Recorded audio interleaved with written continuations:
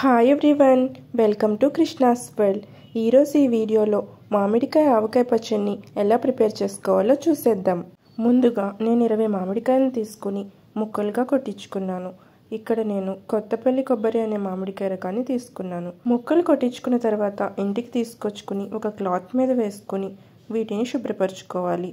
ఈ ముక్కలకి పైనున్న జీడిని తీసేసుకుని శుభ్రంగా తుడుచుకొని ఒక పక్కకు పెట్టుకోవాలి. తరువాత వీటిని కొలుచుకోవాలి. ఒక ప్లేట్ తీసుకుని ఒక తవ్వ సహాయంతో కొలుచుకోవాలి.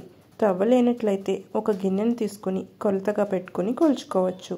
నాకు ఈ తవ్వతో 8 తవ్వల ముక్కలైనవి. తరువాత ఇంకొక వెడల్పాటి గిన్నెను తీసుకుని దానిలోనికి ఉప్పు, కారం, ఆవపిండిని కొలుచుకోవాలి. 8 తవ్వల ముక్కలకి ఒక తవ్వ ఉప్పు, ఒక తవ్వ ఆవపిండి, ఒక తవ్వ కారం, 1 స్పూన్ పసుపుని యాడ్ చేసుకోవాలి.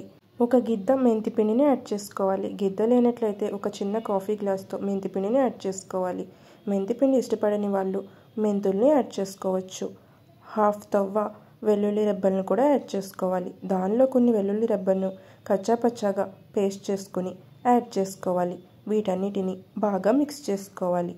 తరువాత ఇంకొక గిన్నెలోనికి ఒక 1/2 లీటర్ వరకు నువ్వుల నూనెను తీసుకుని దానిలోనికి మనం కొలిచిపెట్టుకున్న ముక్కల్ని యాడ్ చేసుకుని ఇలా ముక్కల్ని బాగా తడుపుకోవాలి. ఇలా ముక్కల్ని తడుపుకున్న తర్వాత వీటిని కారం, ఆవపిండి, ఉప్పు కలిపిన మిశ్రమంలోనికి యాడ్ చేసుకోవాలి. ఇలా ముక్కలను నూనెలో తడిపి యాడ్ చేసుకోవడం వల్ల ముక్క అనేది తొందరగా మెత్తపడకుండా ఉంటుంది. ఇలా ముక్కలన్నిటినీ నూనెలో తడుపుకుంటూ ఈ కారంలో యాడ్ చేసుకోవాలి. ఇక్కడ నేను ఆవకాయ పచ్చడి ప్రిపేర్ చేయడానికి నువ్వుల నూనెను వాడాను. నువ్వుల నూనె కాకుండా వేరుశనగ నూనె కూడా వాడుకోవచ్చు. ఇంకా ఇదే కొలతలతో ప్రిపేర్ చేసుకుంటే చాలా పర్ఫెక్ట్గా వస్తుంది. ఇలా ముక్కలన్నిటికీ కారంని పట్టించాలి.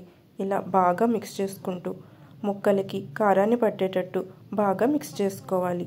ఇలా ముక్కలన్నిటినీ బాగా మిక్స్ చేసుకున్న తర్వాత దీనిని మూత పెట్టి 3 రోజుల పాటు పక్కన పెట్టుకోవాలి. మనం ఈరోజు కలుపుకున్నట్లయితే 3వ రోజు మళ్ళీ దీనిని బాగా కలుపుకోవాలి. ఇప్పుడు ఒక 1/2 లీటర్ వరకు నూనెని యాడ్ చేసుకున్నాం కాబట్టి మిగిలిన 1/2 లీటర్ని మనం 3వ రోజు కలుపుకునేటప్పుడు యాడ్ చేసుకోవాలి. ఈ కొలతలకి 1 లీటర్ నూనె అయితే సరిపోతుంది. ఇదే కొలతలతో మీరు కూడా ఒకసారి ట్రై చేసి చూడండి. తర్వాత 3వ రోజు మళ్ళీ కలుపుకుందాం. ఇలా మూత తీసి దీన్ని ఒకసారి బాగా మిక్స్ చేసుకోవాలి. దీనిలోనికి ఇంకొక 1/2 లీటర్ నూనెను కూడా యాడ్ చేసుకోవాలి. ఇలా నూనెని యాడ్ చేసుకున్న తర్వాత ఇంకొకసారి బాగా మిక్స్ చేసుకుని ఉప్పు, కారం సరి చూసుకోవాలి. ఏదైనా కొంచెం తగ్గినట్లు అనిపిస్తే యాడ్ చేసుకోవచ్చు. నాకైతే అన్నీ కరెక్ట్గా సరిపోయాయి.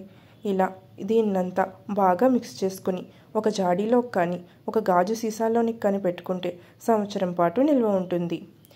నేను దీనిని ఒక జాడీలోని నిల్వ పెట్టుకుంటున్నాను.